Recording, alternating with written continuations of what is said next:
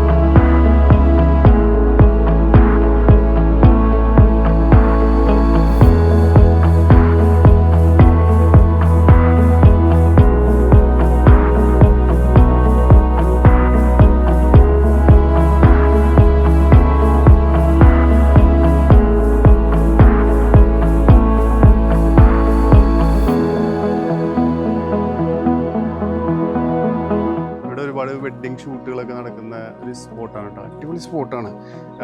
അധികം ആൾക്കാർക്കൊന്നും അറിയില്ല, പക്ഷേ നല്ല രസമാണ് കേട്ടോ ഇവിടെ. കേട്ടോ അതേ ഇപ്പോൾ എൻ്റെ ബാക്കിൽ കാണാം 1-2 കപ്പിൾസൊക്കെ പോസ്റ്റ് വെഡ്ഡിങ് ഷോട്ട് എടുക്കാനൊക്കെ ആയിട്ട് നിൽക്കുന്ന സ്ഥലമാണ്.